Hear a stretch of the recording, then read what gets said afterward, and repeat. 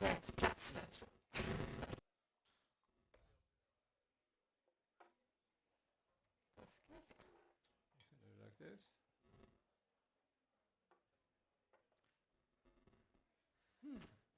Då tror jag det är dags att vi börjar dra igång.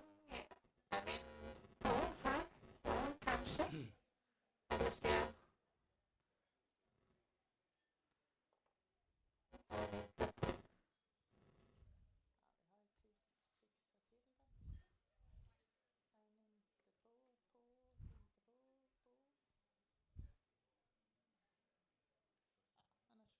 Jag kan prata. Hallå, hallå, hallå.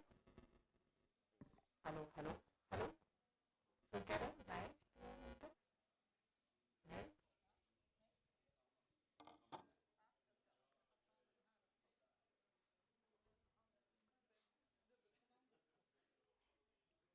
Vill du kolla om den här funkar?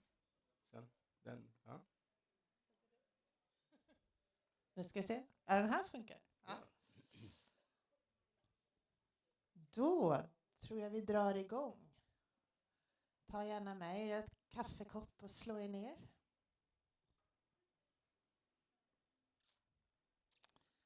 Klockan är slagen. So, and I'll switch to English. Warmly welcome to this breakfast seminar. It's really, really nice to see that so many of you braved this morning and came early to this seminar. My name is Annika Weppling. I'm head of the European Commission's representation here in Sweden. And you are in House of Europe, eller Europahuset, as we say in Swedish.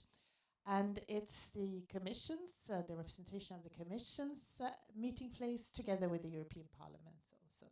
And we organize seminars, meetings, round tables, and we discuss all kinds of issues and themes. So I think there are some QR codes where you can sign up to our newsletter if you want to know what's going on and if you are interested in more interesting topics than financial literacy, the topic that we will talk about today.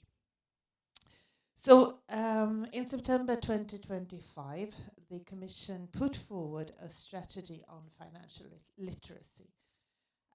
But it's just the word feels kind of abstract. So I think this is what we're also going to dig into a little bit more today, what it's all about and what we can do to improve it and to empower ourselves, because I think that's very much what it's all about. Europe is sitting on more than 10 trillion euros in dormant bank deposits. And these 10 trillions, imagine if they would work in our economy, if they would be invested in green transition, in AI, in innovation, whatever you can imagine. That would, of course, contribute enormously to Europe's competitiveness, something that we're really struggling with generally in Europe. And to achieve this, it's not just about regulations, about laws and rules. It's very much about trust, about confidence, about feeling that you are empowered, in charge, and you know what you're doing. And then we have the other side of the coin, the other reality, that we have about half of the people who are between 18 and 65 years old. They don't have enough savings to handle, if something would happen, they couldn't handle 3 months without having to borrow money or moving house or something very dramatic. So in that sense, financial literacy concerns everyone, whether you have a lot of money to place on the market or just a small saving or nothing at all. So it really concerns the big choices and the small everyday budgetary choices that we all have to do. And today in the audience, I'm really happy to see that it's such a vast spread in the audience. It's not always that we have that, but I can see that we have financial sector, we have policymakers, we have people from colleagues from different embassies, and we have, which is, I'm very, very happy to see that we have a lot of students and young people from the universities or from other organizations. And I think, and I really want to thank you. Also, many of you have helped spread the word about this in your organizations, which is really, really nice. And with that, I also want to particularly thank Urban Funered and the Swedish Securities Markets Association for taking the initiative to this seminar and to co-organize it with us. And with that, well, I hope we will have an interesting and lively discussion today, and that we all will leave feeling a little bit more empowered to take our financial decisions when we move on from here. And with that, I would like to give the floor to Urban. Thank you. Yes, thank you. And I hope that you can hear me down there. Yes, super. Well, thank you, Annika, so much. And thank you for, well, agreeing to host us and to collaborate with us here in Stockholm today, this morning. And welcome to everyone, both those who have ventured out in the cold, crisp air in the morning and those of you who follow this online. I'm then the CEO of the Swedish Securities Markets Association. It's an old association founded in 1908 in the old town, and we represent the interests of banks, investment banks, and brokers active in the Swedish marketplace. So, as a trade body or an association, we are concerned about the sustainability and the durability and soundness of capital markets in Sweden. And of course, even though our focus is on Sweden over the years, it has increasingly, our work has been focused on the European Union. As you say, most of the regulations now in capital markets come from Europe, from Brussels, and part of the supervision is doing down from Paris, from ESMA. And I think it's excellent that we have this opportunity to collaborate with the European Commission here in Stockholm. It's, as some of you may know, Swedes are underrepresented in the European institutions. And even though I have noticed a slight shift, I mean, I spent 4.5 years in Brussels myself working for the Swedish firm rep between 2010 and 2014. And at the time, I think Sweden was a bit more hands-off. It was us and them relationship. I think we have gotten closer, and we can also see, with reference to all young people here, that the number of applicants to the European Commission's Blue Book program, internship program, etc., well, has doubled over the years. But we are still underrepresented, so we very much rely on the even younger generation to make sure that you take your steps and join the European community. And as you say, I mean, this seminar takes place against the backdrop of this financial literacy strategy or financial skills strategy, which was introduced and published in connection with another recommendation about investment savings accounts, what we in Sweden refer to as investeringssparkonton, ISKs. So we'll talk a bit about that. And this, as you say, is part of the European Union's efforts to build capital markets in Europe. And financial literacy is a topic that is being since a few years discussed at EU level. It's still more or less kind of a national competence to deal with education, etc. But we on our side very much appreciate that the European Commission is getting involved in this. Because even though we in Sweden, we are, as we will hear, we are fairly advanced in our financial skills, but there's so much to do. And there's absolutely so much more we can do to improve financial skills.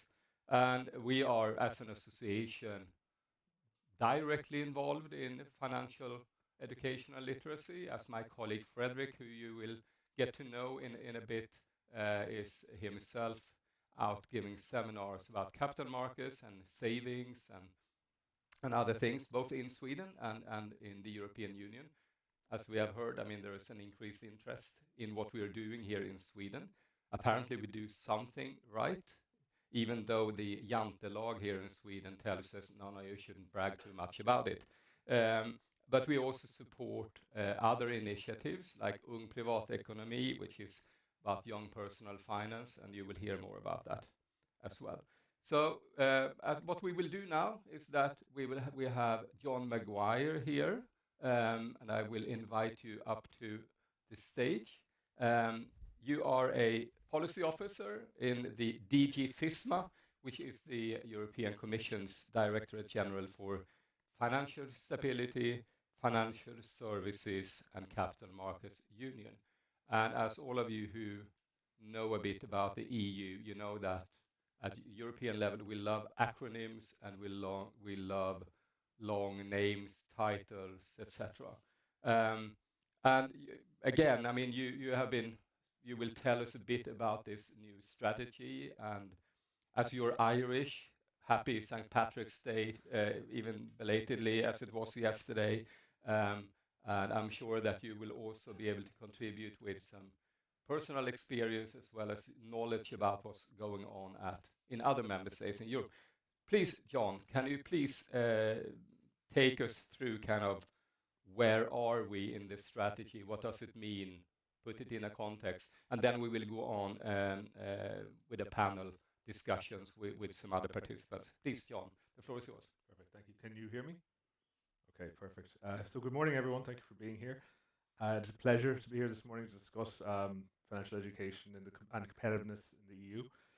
So the theme of today's event is knowledge as capital, which reflects a simple but important idea. So financial literacy is not just a personal skill, it is also important for the European economy. It helps households stay financially secure, it supports well-functioning capital markets, and it strengthens Europe's long-term competitiveness. So I'll go through how now. So our world is changing quickly, as I'm sure you're aware. Technology is developing, people are living longer, global competition is increasing, and as financial systems become more complex, it's important that citizens are able to understand them. People need the knowledge and confidence to save, invest, and prepare for their future, and to participate fully in the modern financial markets. So the answer here begins with financial literacy, helping people gain the knowledge and confidence to make sound financial decisions throughout their lives. Financial literacy allows people to understand risk versus opportunity. It supports better long-term choices, and it allows people to invest more fully in the economy. In this sense, financial knowledge is not only useful for individuals, it is a public good that supports stronger markets and a stronger economy. Financial literacy as economic infrastructure is the next issue. So the European Union is currently working to implement the Savings Investment Union, or SIU strategy, another acronym, of the European Commission. The goal is simple but ambitious: to strengthen European capital markets and to make better use of household savings for productive investment. So across Europe, as Annika said, households hold significant savings, 10 or 11 trillion euro, depending on how you measure it. However, a large share of these savings are in low yield deposits that do not pay interest, whereas they could be invested in capital markets, which offer an opportunity for higher long-term returns. At the same time, European companies, especially innovative and growing businesses, often face challenges in accessing long-term financing. So the Saving Investment Union aims to bridge that gap. However, good market design alone is not enough. So capital markets also depend on trust, understanding, and participation from citizens. Financial literacy is therefore part of the economic foundation that supports market reform. When people understand concepts such as risk, return, diversification, they are more likely to invest. When people feel confident using financial products, they are less vulnerable to misleading information or to financial scams. And when people think in the long term, financial markets tend to become more stable and resilient. So in that way, knowledge itself becomes capital. Evidence is essential, however, when developing policy. So in 2023, the EU conducted a Eurobarometer survey on financial literacy, which is the first EU-wide survey on this topic. And it allowed us to measure in a comparable way data on financial literacy across member states. So it was kind of divided member states into three, or literacy in member states into three categories: low, medium, and high knowledge.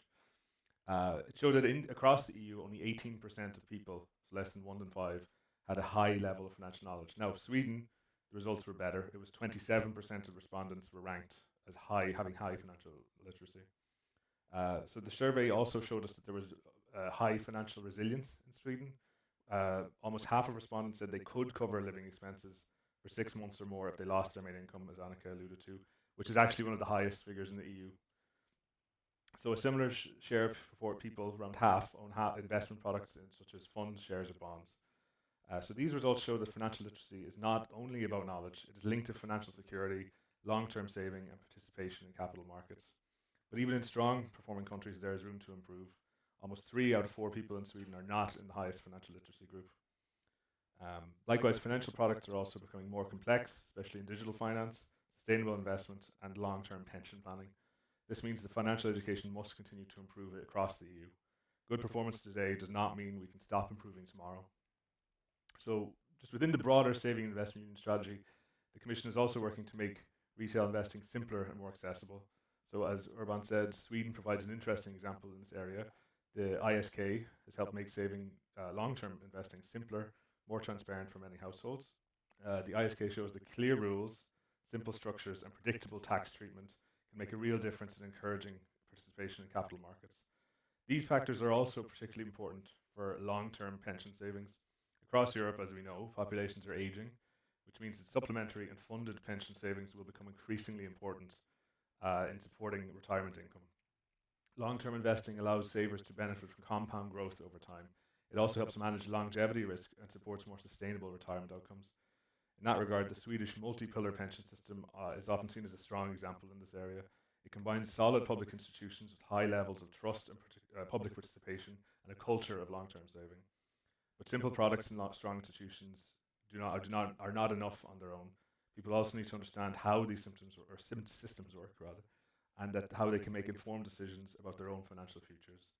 Financial literacy therefore plays a crucial role, and it turns meaningful access into meaningful participation. So just to touch on the financial literacy strategy, which was launched in September, it's built on 4 key pillars. So the first one is cooperation and exchange of best practices. So financial education is rightly a national competence, as education is a national competence. So there's still great value in exchanging and sharing experiences across the member states. So the Commission will work with governments, regulators, educators, and industry stakeholders to promote cooperation and the exchange of successful approaches. Second, monitoring and evidence. So there will be regular Eurobarometer surveys like the one I referenced earlier, which will continue to measure financial literacy data across the EU. These surveys provide a neutral and comparable source of data, allowing policymakers to track progress over time and better understand where additional efforts may be needed. Third, public awareness and clear communication. In the digital age, financial information and disinformation spreads quickly. Citizens need access to clear and practical information on saving, investing, managing risk, and recognizing financial frauds and scams. Also under this pillar, we have the development of the financial literacy ambassadors, of which 2 are here today, and which is a great initiative where each member state nominates between 1 and 3 ambassadors who will work together to promote financial literacy in their member states, but also allow us to learn from each other. So fourth and final, inclusion and lifelong learning. So financial education should not be limited to one stage of life. It's not just the classroom. It should support people throughout their financial journeys, from young people entering employment and financial markets to working adults managing savings to older citizens planning for their retirement. So together, these 4 pillars aim to ensure that financial literacy supports the broader objectives of the Saving and Investment Union by strengthening citizens' ability to participate confidently in financial markets. So competitiveness is not just about productivity or regulation, it is about capital and how effectively we use it. When people feel confident about investing, capital markets grow. When markets grow, businesses can find funding more easily. When businesses grow, they support innovation, job creation, and economic strength across Europe. Financial literacy therefore supports growth, stability, and inclusion at the same time. So to conclude, knowledge is capital. It helps people secure their future, it helps markets work better, it helps Europe stay competitive in a changing world. If we want a successful saving and investment union, we must invest not only in financial rules, but also in people, in their understanding, their confidence, and their ability to make long-term financial decisions. It is important to remember that financial literacy is not only about markets, it is about helping citizens to make better choices for their lives, their families, and their future. So with that, thank you for your attention, and I look forward to our next stage. Thank you, John. Thank you. Now, again, I think it's a great initiative by the Commission, and we will discuss different aspects of that. But as I will not want to do this alone with John, I would like to invite the panel up to the stage. If we start with Emma Hedman, please. You stand beside John. Emma is the operations manager at Ung Privatekonomi, Young Personal Finance, and we will soon learn more about what you do as an organization and also what you do personally. I think you may want to stand on this side because I have an idea.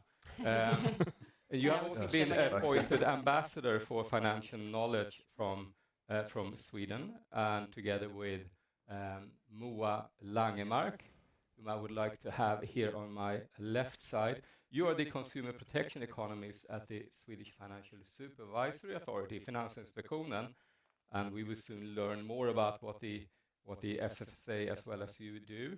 But in short, you have overall responsibility for developing the authorities' work when it comes to consumer protection in the financial market. And then again, you're the second ambassador then, so for financial literacy, and we look forward to hearing more about what that means. And then last but not least, I have my colleague Fredrik Bontron, whom you can see kind of the symmetry here if you stand here in the middle. You are the chief economist in the Swedish Securities Markets Association, and as such, financial literacy is one of the dishes that you have on your plate, and you have for several years now worked with consumer issues, financial knowledge, and other things. So, I mean, we have heard now John giving an overview of what the new strategy means and how we fare and how we stand in relation to other member states, and this is really an important topic. Fredrik, at a macro level, I know that you're a macroeconomist by training or by education. Sweden is, as said, I mean, often referred to as a poster child or as an example of capital markets, and we are quite frequently invited to events in Brussels, and you have been around in other member states, Spain, Portugal, Germany, etc., to have a discussion about this. Can you, building on what John just said, something about where we stand as a country when it comes to financial literacy, more at the macro level, and do you have some views also on the strategy presented by the Commission, please? Yeah. So first, when it comes to Sweden and where we stand in terms of financial literacy, as you heard and as both John and Urban pointed out, I mean, Sweden ranks high when it comes to financial literacy. It can differ depending on the measurements and what is included, but we always more or less rank high as compared to other member states. But having said that, as we also heard, we still have a lot of people in Sweden who lacks basic financial competence, even though we rank high. And of course, this is more important to focus on. Of course, we should look at the reasons why we rank high, what we do well, but even more importantly, I think we should focus on the part of the population that actually lack the basic knowledge and what we can do to improve their knowledge. And ultimately, I think the best way of actually improving financial literacy would be to have it within the sort of general education in school, because that's the only way that you actually reach out to everyone and provides everyone with the opportunity to gain knowledge. Of course, it's ultimately up to the person in question, but at least then everyone gets a chance. We do not have that, and for that reason we have quite a lot of initiatives in Sweden to increase financial literacy. We have Ung Privatekonomi, as you said. We have the supervisory authorities doing a lot of good work on this. We are doing what we can from the industry, Swedish Securities Markets Association, other industry organizations are doing what they can as well. Our members, the financial sector, do what they can to increase the knowledge in the Swedish population. And I think for that reason, and going back to the question of what Sweden can actually pick up from the Commission's recommendations, since we do have a lot of initiatives in Sweden already, I think perhaps comparing to other member states, we might have less to pick up from the recommendation than many others. But having said that, there's still a lot that we can pick up as well, as I'm sure that both Moa and Emma will touch upon also. But I think, for example, the idea of having forums for knowledge and experience sharing between member states is really good and very important. I think the idea of monitoring and assessing what's happening in the respective member states is a really good idea, because that's ultimately also a way of putting pressure on member states, including Sweden, to actually take action and move forward to increase financial literacy. There are perhaps some parts where I'm hesitating a bit, mainly the idea of social media campaigns. I think it can be a good idea, but you have to thread quite carefully so you don't sort of move into finfluencing. But in general, a good proposal and initiative, and definitely things for Sweden to pick up on, as well as other member states.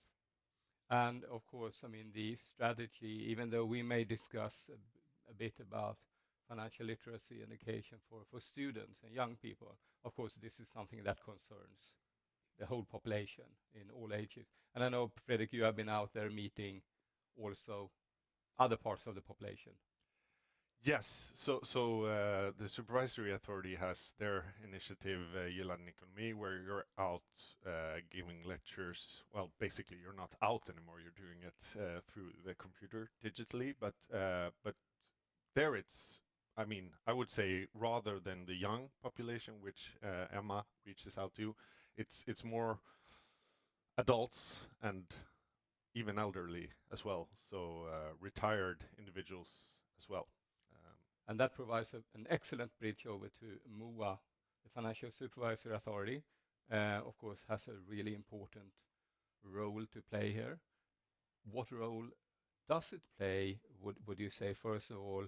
And what are your impressions from your work when it comes to financial literacy? Who do we need to reach out to? I mean, what are the challenges, I assume, in Sweden as well, as we're highly digital? I mean, we have right before this panel had a discussion about things like influencers. You mentioned that, crypto, etc. There are, things to watch out for as well. So if I could leave you with that question, then of course I will be really curious to know about this ambassadorship.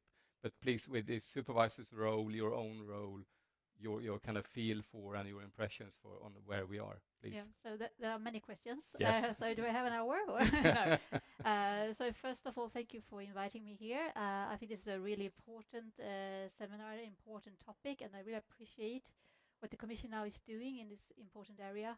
I come from the Supervisory Authority, and that's what we do. We are the supervisor and the regulator of the financial markets. And that's also where we come in to this issue. Before we had a mandate to work with financial education, but not anymore. So instead, we see financial education as a tool to strengthen consumer protection on the financial market, because we can do a lot with our tools that we have in our supervisory toolbox, but we cannot do everything. Investor education is like pushing consumers to be more, to empower them to make the right decisions, because as we all know, the regulation that we have on the financial markets is not, it's not like they had like the common person in mind when they were developed. They like we are acting rationally, and they don't protect us from ourselves, like all those behavioral biases that we do have.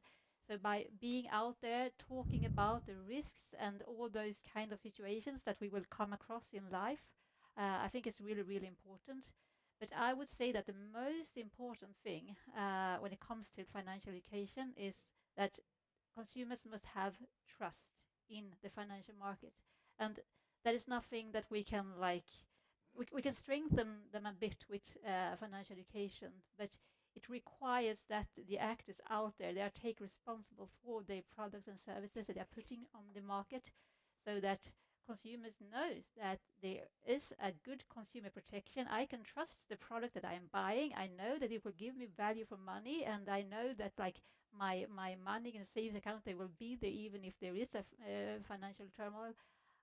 Those things are really, really important, and I really want to stress that, because I think that's the key to success also for the Savings and Investment Union, that consumers do have trust and that they are not like forced out to the market, and at the same time we're trying to educate them. That's an important step, but it's not the whole way that we need to move to get the Savings and Investment Union to work. Yeah. No, and I agree. I think there are many false prophets out there for influencers, etc. Some may be good, but they cannot replace financial advisors. No, that's one thing, but I will also say that there are also a lot of products and services out there that do not give consumers a proper value for money. And I think that the industry and also needs to look into this and see, like, if there is a product I want to put on the market, it needs to be a product that also has a value for the consumers, and that if they do not, they are removed from the market. I think that's really, really important, because as we know, consumers, they are not interested in like the private economy. Some are, but not everyone. And like when life happens, like if you get into a divorce or you get sick or you lose your job, I don't think the first thing that you will do is, okay, let's go back to my budget. I have to see all my savings. Some do, but not everyone, not the majority, I would guess. They rather tend to like stick their head in the sand and not look into it. And that's why it's so important that like the actors on the financial market also take their responsibility, that the products out there are good and reliable for the consumers. Yeah. And the ambassadorship. Yes. You say a few words and then Emma can continue. Yes, I'm really excited about this, and I think it's interesting because at the Swedish FSA we have made quite a journey. My role was new to the authority when I had it 2 years ago, and we tried to build something new. We are trying to like take the public space. You have all seen the Swedish banks, savings economists being experts in all morning shows, in the newspapers, in the radio shows. They are everywhere. And with my role, we try to move into that area and be there and talking objectively about private economy. And we've been welcomed. And I think that's great, because now we can help consumers in another way and reach many more than we had done before. I think that's great. And I also see part of this in this financial ambassador that we are trying to build together now in the EU. So I really look forward to this and hope that we will be successful, because it is really important to be out there, talk about those issues. Yeah. And I know, Emma, you and I, we have had meetings in Brussels before the ambassadorship came up. And I know that again, while we rank high, I mean, there are certainly things, at least I feel when we are out there meeting people from other countries, that they have experiences and initiatives that we can learn a lot from. Everything from in Poland, I think they have kind of a children's book initiative, for example, about personal finance, which is well worth looking at.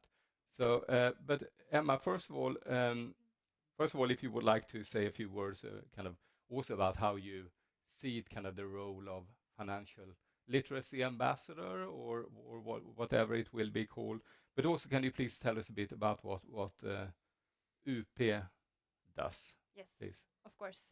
So if I start with Young Personal Finance, which is Ung Privatekonomi in Swedish, we are on I'm a non-profit initiative which lectures. We have like 20 lecturers in Sweden who lives all the way from Umeå to Malmö in south, and we go out to high schools or upper secondary school students, and we talk about this. We talk about financial literacy. We talk about loans. We talk about investments. We talk about debtness.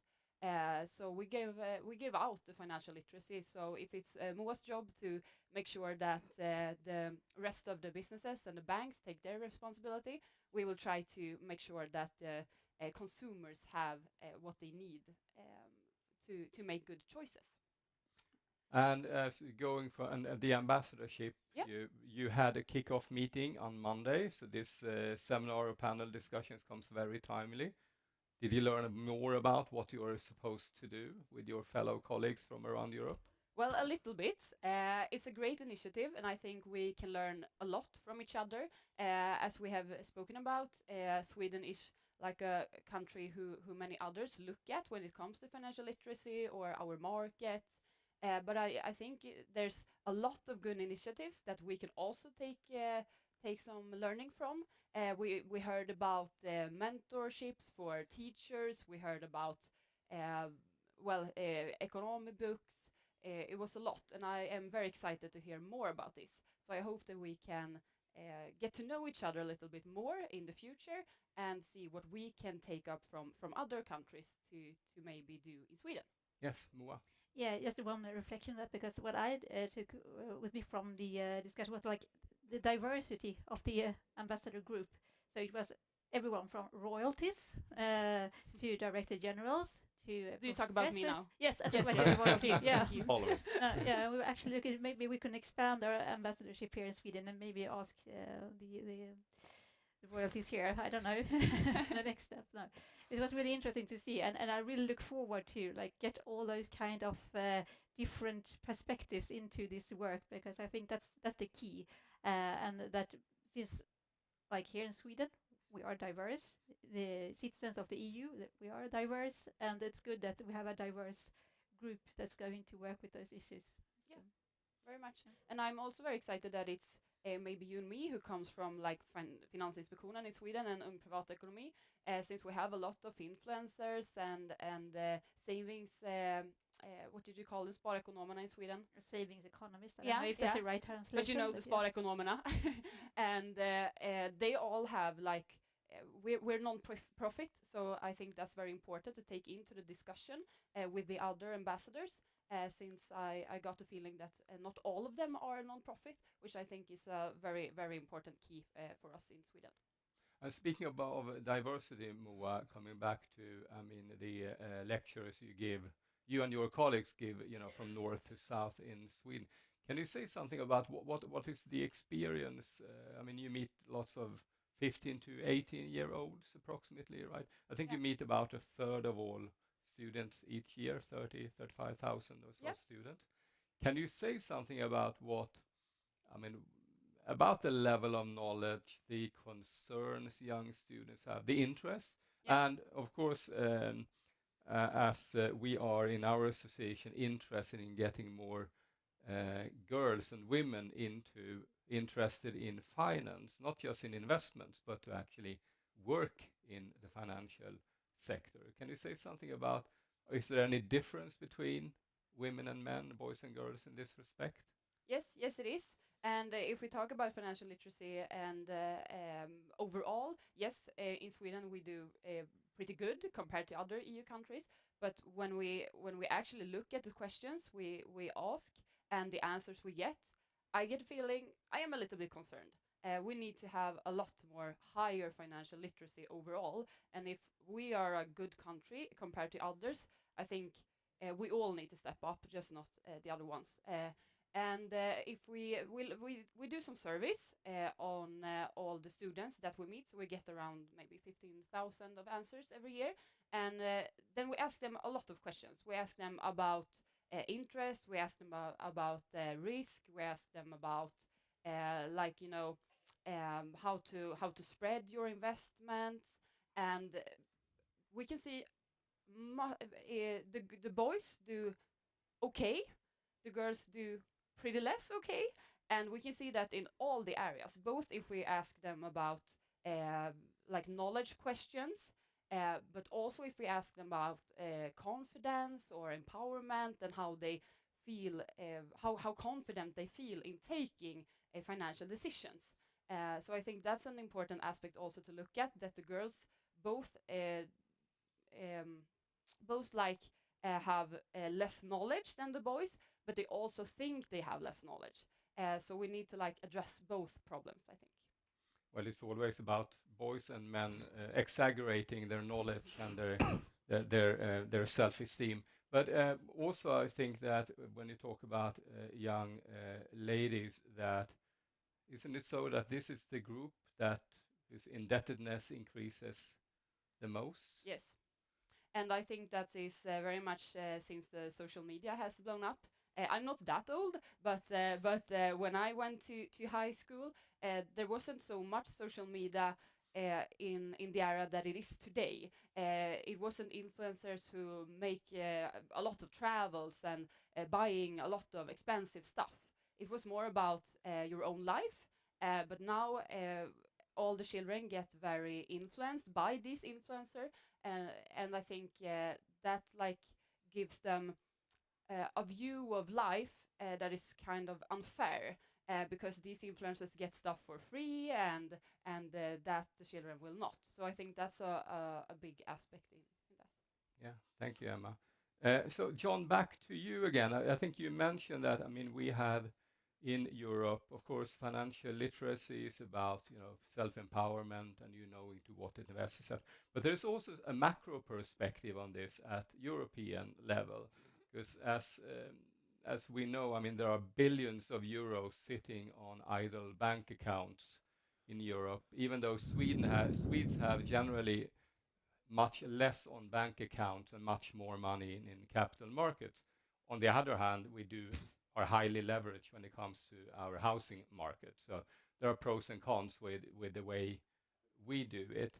But we sometimes hear discussions about what if we can get this money to work, investments in European companies. We talk about competitiveness. Moa, you also mentioned, of course, that it's importance of making sure that products and services are sound and they provide value for money. There's also a retail investment strategy trying to kind of, increase the level of regulation and the efficiency of regulation when it comes to products and services. Can you connect the dots a bit to us? How does this initiative fit into European competitiveness, pensions, etc.? Yeah. Because there are links, right? Yeah, I mean, absolutely. I think, as Mua said, the key issue here is trust. So financial literacy is only one side of the coin. The other side of the coin is to build or fix the institutions and markets that people actually trust in them. So that's where the retail investment strategy, as you mentioned, kind of aims to demystify the markets, whereas in other initiatives such as the saving investment account, as we call it, the ISK here, would aim to democratize investment. So it's the idea of doing both. You are fixing the problems, that if there are problems, or you're creating new solutions rather, but you're also enabling people themselves to go out, understand what to do. But it's not just, you don't have to tell them to do everything. You can also ease the process. So I think we were talking earlier about how the ISK, its key feature isn't necessarily the tax benefit, it's rather the simplification. So where there are, roadblocks, you can remove them or you can fix them. So it's two-sided coin that you can enable people, but you can also make their journey easier. So ultimately, in terms of European competitiveness, if you make that journey easier, you unlock some of that capital and it can go into investments in infrastructure, the green and digital transitions, increasingly issues such as defense. But again, we're also then, when it comes to trust, people have to trust that their money is being put to uses they want them to go to. So we're not forcing people's money anywhere. But also the idea that, we have to tackle this disinformation, because immediately as soon as the Saving and Investment Union was announced, it was all over Twitter or Facebook. It was immediately taken that, Europe is taking your money and we're going to put it in weapons and that's it. So we have to get ahead of these issues, but then we also have to educate people. It's a broader issue of also social media literacy, but it's all interlinked, and yeah, absolutely it links to competitiveness. I'm thinking, Frederick, I know that you have looked at kind of Sweden versus and the EU. When it comes to markets, I mean, we quite often discuss, what has to be done at national level, what has to be done at European level. Is it so that other countries could just take the model we have, just pick up the Lego set and then you transfer it to Germany or France or Portugal, where you've been? Would that work, do you think? Of course not. I think everyone wants this silver bullet, and I think talking about the savings investment account sometimes I think is seen as a silver bullet, but of course it's not. And I mean, if we look at the market that we have in Sweden today, the level of financial literacy that we have today, the retail investor engagement in the capital market that we have today, it's developed over a very long period of time. I mean, the ISK is to some extent, simplicity is the most important part, but it's a tax incentive, at least partially. We had the first tax incentives in Sweden back in the 1970s to encourage engagement in the capital market, and so it's been a development over a very, very long period of time. You can't sort of just look at the puzzle and take one piece and think that it will solve the whole thing. You have to actually consider all of the financial ecosystem that we sometimes call it. So going back to your question, I mean, you can't just take what we do in Sweden and apply it to a country where the ecosystem is completely different and expect the same outcome that we have seen in Sweden. You have to sort of look at the big picture, all of the pieces, and I think the focus on this now is very good, all aspects of it, but I think it's also important not to rush this. You probably don't want retail participation to change too much in a short period of time, because you need the financial literacy to develop as well.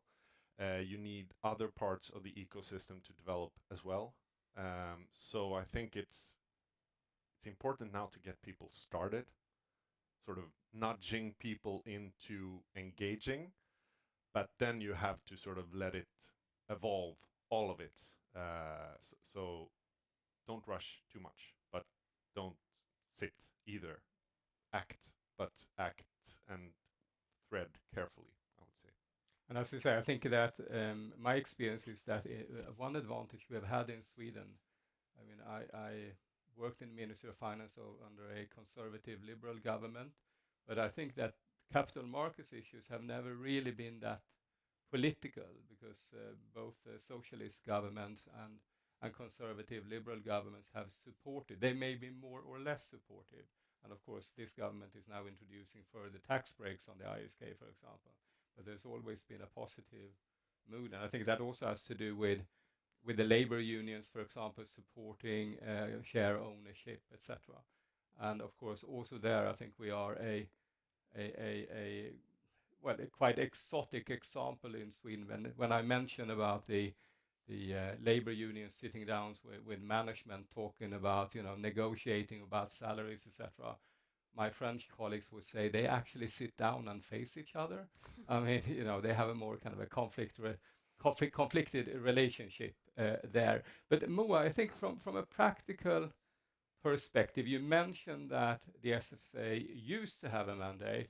I think, Fredrik, we need to remember to lobby that the supervisors should get that mandate back. Absolutely. Now that we have things to do. But you also mentioned, of course, that there are risky products out there. I mean, there is risky or unsound advice. You have finfluencers, etc. We have the luxury trap to some extent. What do you see in the coming years? What do you think will be the main challenges and focus for you, or part of your work when it comes to the economy, consumer protection, etc.? I think that a very important part of what we need to do is to increase the awareness of consumers being more critical to the information that they get, both when it comes to when they meet their financial advisors, but because we all know here that they are not like they are not independent. Hopefully they are paid by their bank to sit there, and the consumers need to be aware of this. But also when they're out on social media, we made a study some time ago where we could see that 1 out of 5 young adults trusted the information that they receive on social media, and I think it was 1 out of 3 that used AI tools to get information on what to do with their private economy. And it's really important that we can get the knowledge to consumers that you need to be critical to the information that you see out there. Also to face like the growing examples of fraud that we see, so that we are not that easily fooled as we unfortunately are today. That's both when it comes to like those FOMO feelings that that the fraudsters are using to try us to like move into areas where we shouldn't be. I think that's one of the most important things that we need to talk about and to so to speak, empower consumers so that they are aware of the information that's out there, that you cannot trust it blindly. Yeah. And Emma, again, I mean, you're very close to the young generation today. Again, it's been lots of talk about the young generation here, but again, this is something that applies to all generations. But the what's your view on this from a practical media level? I mean, do you see the same risks as Moa? And also, I would like to ask you, what does the kind of school plan say really about what kind of education teachers should give to students? I agree totally. And about the school plans, we have a little bit of personal finance in the Hem- och konsumentkunskap, which we have in 9th grade when the children are about, and I say children, yes, because they are around maybe 14, 15 maximum when they learn this in school, and that's quite young. Of course, we need to have personal finance from first grade to when you're ready for the adult life. But I think it's more important when you come up to the age around, so in upper secondary school, when you are around 16, 17, 18, you go from being someone who can't take so much decisions by yourself to being able to take loans and start investing and buy crypto and all stuff like that. And we have also a little bit of personal finance in the in the samhällskunskap in the upper secondary school, but it's quite little, and it's up very much to every teacher to make the decision about how much should we talk about this, and do some teachers like fill the whole spectra with 1 hour lecture from us, and a few teachers they like make a plan for 6 or 8 weeks when they talk about financial literacy, and when they try to make a budget, and when they need to make financial decisions by themselves. And I think the students who get that will have more advantage than the first ones, of course. And the first ones is also great because some of the students get nothing. But so we need to have like more personal finance and personal literacy in the curriculum. That's very, very important. So your lectures, do they kind of replace what the teachers do, or do they add to them? I mean, what's your experience? Both, I would say. It very much depends on the teacher and the school. So if we have a teacher who thinks this is important, who's maybe have a lot of knowledge in the subject, yes, then we add to it. But if we have a teacher who not think this is very important, or doesn't understand it, they maybe don't know themselves, then we almost replace all of the education which they should get from the school. We also have teachers when we're out and we talk about pensions, and the teachers are like, oh, maybe I should start thinking about my pension. And we're like, yes, it's 10 years from now, so yes, please do that. And you said that you are not for profit. What if, I mean, you meet about 1/3 of the students. What if teachers who have not yet been in contact with you, what does it cost to engage you and your colleagues to lecture in the schools? Nothing. Nothing. They can switch me if they want, but nothing. Okay. So they just contact you. Yes. They find you on the website. Thank you. John, I mean, you have an overview in your role now. You have an overview of what's happening across Europe. And as we have said, I mean, Sweden has, of course, a well-developed pension system. I think it was in the 80s that they found that our then pay-as-you-go system, meaning that taxes today pay pensions today, would be unsustainable. This was for the younger generation at the time when politicians from all camps could actually talk to each other and agree. So it was, well, it seems like the medieval ages to some extent. But what do you see? I mean, you've been looking at Sweden, you've been looking at other countries. Can you kind of spontaneously see areas where other countries could possibly learn from us? But you also see good initiatives in other countries, perhaps that we could take a closer look at? Yeah, I think one of the things that struck me from the initial meeting of the ambassadors on Monday was what the Estonian ambassador mentioned, and you alluded to it, about this idea of teaching teachers, because a lot of teachers themselves would not have received sufficient financial education and wouldn't feel confident. And even I think someone mentioned the idea of weaving it throughout the curriculum is a great idea. I think Italy has already done that, where they've passed it, that even in mathematics classes. So for instance, a lot of people, even those with high financial literacy, can struggle with the concept of compound interest, which ultimately is just a mathematical equation. So the idea of you teach people that, which that can be taught at a young age, it can be taught regardless of financial education. It's just it's something you can just teach. So I think weaving it throughout the curriculum is a great idea. I think in my native Ireland we've done it as well, but it's a few years since I've been in a classroom. Other initiatives that could work in Sweden. I mean, one thing is Frederick alluded to, we don't view any silver bullets. There are no silver bullets here, which is one reason we chose to progress with recommendations rather than legislation. So we have a recommendation on the saving investment account, and we have recommendations on pensions, supplementary pensions, not public pensions, but supplementary ones. And one area where Sweden may consider, although it could be quite controversial, is I think it's 90 to 95% of workers are covered by pension schemes. But for that other 5%, maybe something could be done in the realm of auto enrollment, or also for self-employed people. I'm not sure if they have their own special scheme, but there's still coverage to be done. I don't think any member state has quite reached 100% supplementary coverage yet. Some are very close, including Sweden. But that's one area where Sweden might take some learnings from other member states. Ireland introduced recently an auto enrollment system just this year that captures all workers that were not in an existing pension scheme. So ones that were, say, negotiated with trade unions or civil service ones like that are untouched. So it's only the people that were never in a pension scheme to begin with, and it's done in quite an interesting way where it's quite passive. You don't have to actively engage. So I think that's, again, simplifying, demystifying, democratizing. Things like that are very important. In terms of what other member states can learn from Sweden, I mean, the ISK is a great success. It is in terms of proportion of the population that use it, proportion of assets to GDP. I think both are about 30 to 40%, which is astonishing. So I think there is a lot that member states can use from that, and that's one reason the recommendation was crafted in such a way that took a lot of the ISK's aspects, the positive ones, in particular the tax simplification piece. So yeah, I think there's definitely a lot that can be learned both ways. So it's not just a one-way street. And I know, sorry, Moa.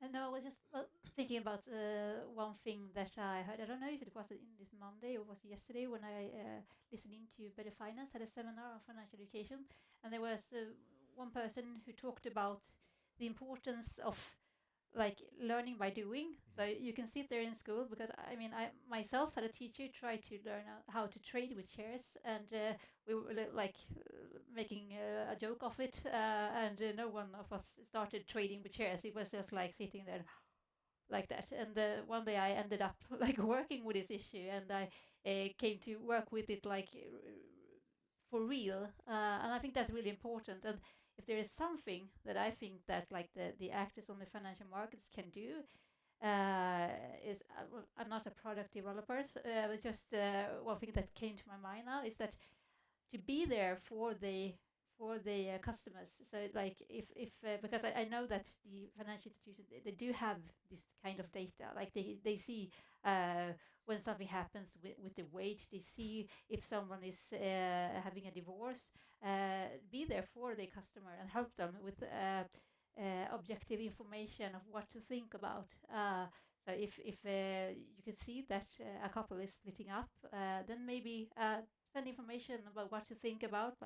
We know that in a typical relationship, then the man is the one who takes responsibility for savings and loans and insurances, while the woman maybe have done much of the like consumption part of the economy, try to identify this and see if they can help so that the both parts get to the same skills level when it comes to savings and loans and those kind of things. Yeah. And Fredrik? Yeah, I think just tying on to what Moa said, I think the banks already do a lot in terms of knowledge and helping customers. I think it's also, they also need to tread carefully, because it can also feel like a bit integrity bordering in certain life situations. But there's, I mean, it's definitely worth discussing what more can be done, of course, although a lot is done already. And then I just want to tie on to what you started out saying, which I fully agree on. I think, I mean, financial literacy in Sweden is partly, I mean, the level that we have is, of course, partly thanks to the financial education that we have and the initiatives that we have in place. But I think also, like Moa said, and that's really worth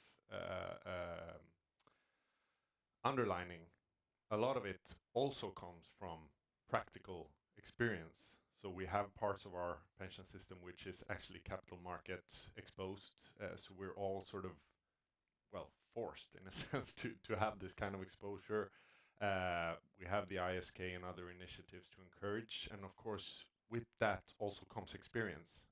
So again, I think, going back to what I said before about starting somewhere and nudging, of course you need to focus on education, but you also need to focus on practical experience and getting people started in a sort of as safe as possible environment.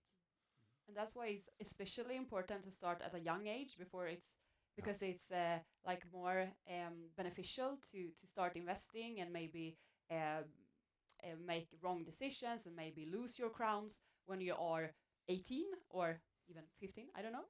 But when you have like a house of stake, or you have children, or you have cars, then if you start investing at that point in life and you make bad decisions, it can affect your personal life a lot more.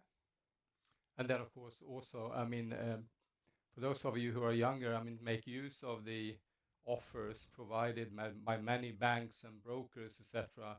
When you're young, to open up a trading account. You know, you don't pay low, well, you pay low or no fees at all. But as you say, Moa, be careful. Look at the fees, look at the performance.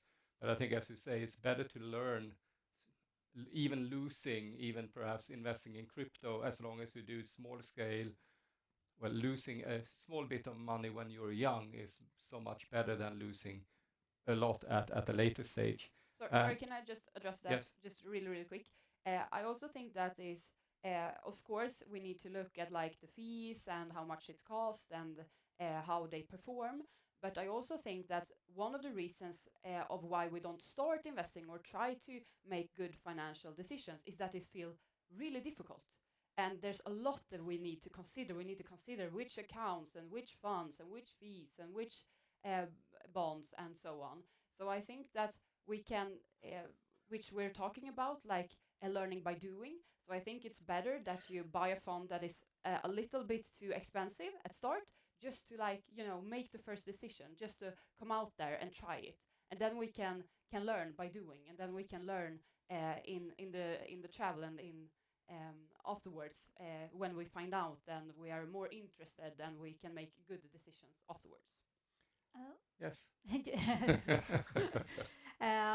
So I just want to comment on that, because yes, I agree. It's important to start doing things and learn by doing. But I think coming back to this trust issue, if you start investing and you start with a fund that is not performing as it should, it's really difficult to see that it's not performing, because if you don't have the knowledge of like comparing to other probably cheaper funds of what you should have had if you had chosen lower fee funds, I think it's quite tricky for like a normal consumer to do this kind of evaluation. But still, I will come back to like the responsibility of the actors to not have funds that are too expensive, not performing as they should, are closet index funds, or too risky, too complex to give any value for the consumers. So it's like a hand-in-hand project here that we need to do together, I think, to be successful.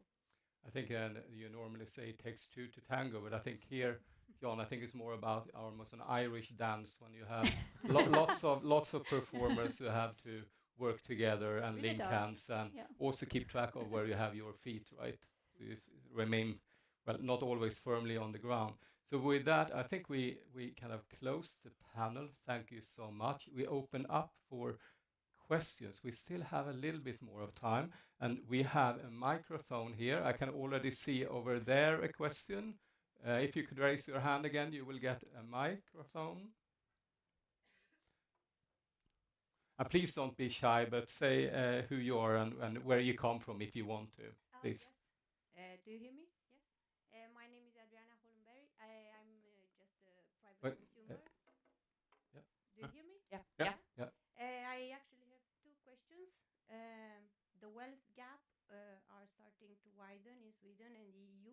How do you plan to reach out to low and middle income earners to increase their financial knowledge? That is the first question. And the second one, while tax relief on ESCO, like the saving ESCO is like this investing saving account. So while the tax relief on these accounts benefits higher income earners, it also reduces the tax revenue available to healthcare and social welfare. How can we incentivize low and middle income earners to start investing without draining the public budget that the most vulnerable populations rely on? And I will have a third one, like this financial literacy. I think that it has to be the concept broaden. It has to also take in consideration like sustainable, like ACG, like it has to be financial literacy, considering like sustainability and ethical. Like how can we create more money, but in the same time, have a high ethic. Thank you so much. You are all great. So that was several questions. Who would like to start by? Can I start with the first one? Yes, please. So my role here, I think, is about the younger generation and for future generations, and that's why I will press this a little bit more. But I think we need to be in school, because there we meet everyone. We meet girls, we meet boys, we meet children with parents who have high education. We meet children with parents who have over-indebtedness. So that's why I think there is the one place where we can actually meet the broader spectra of people.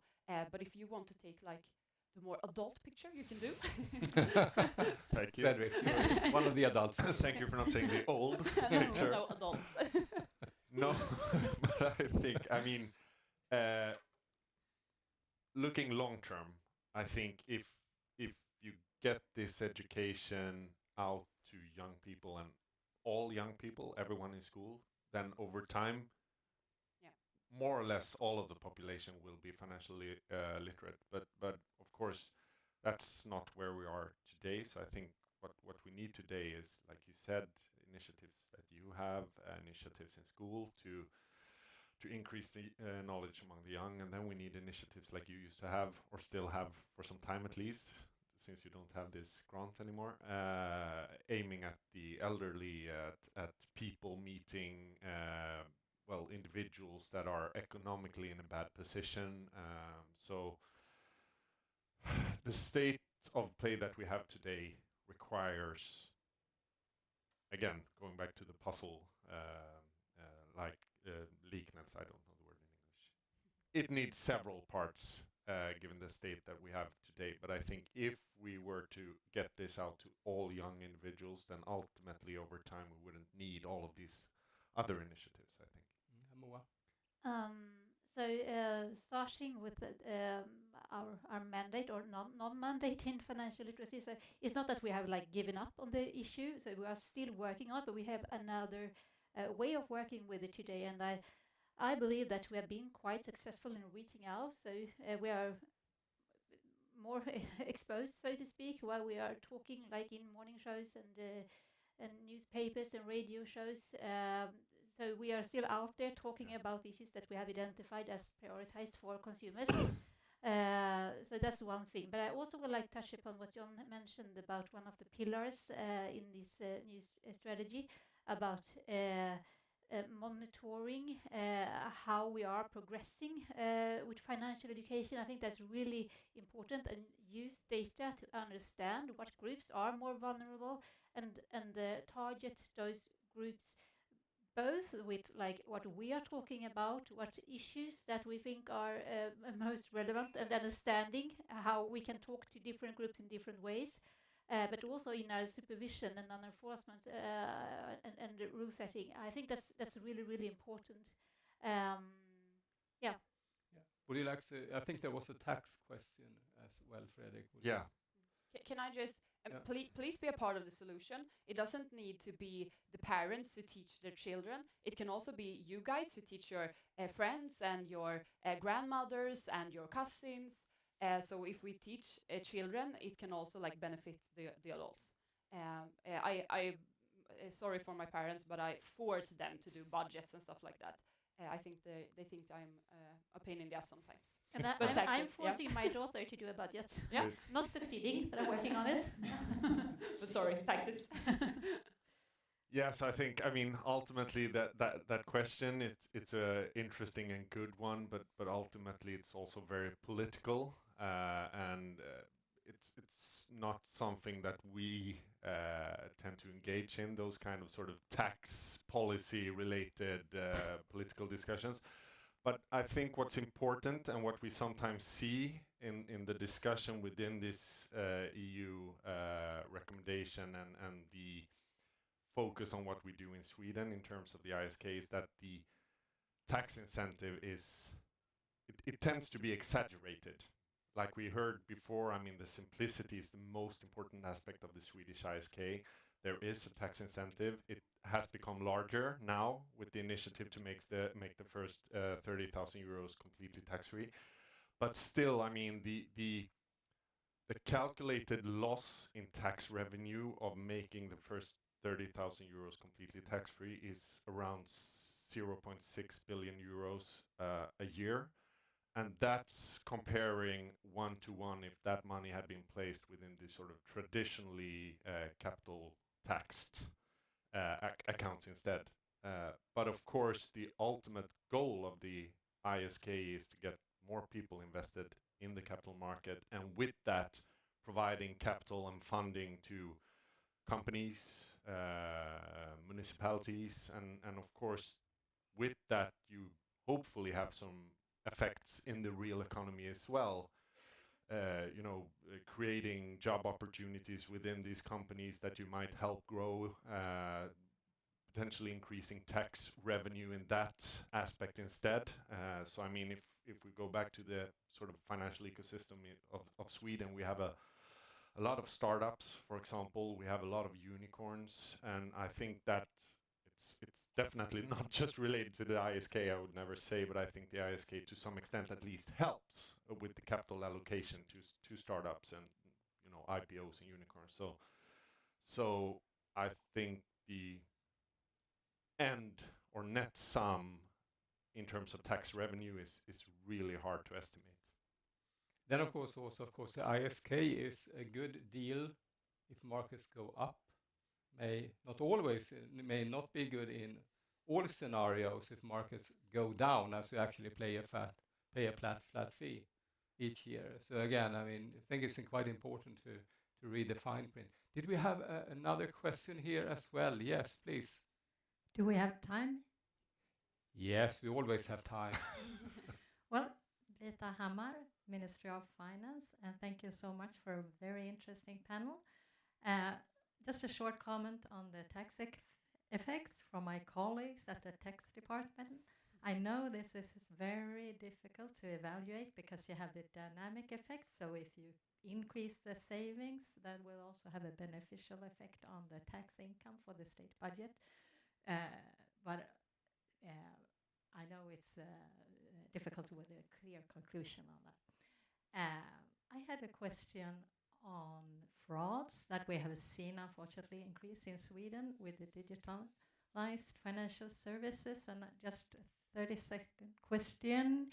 On your view, is this something we will solve with financial literacy, and to what extent, and how much do we need to work in other areas, as for example, regulation? Thank you.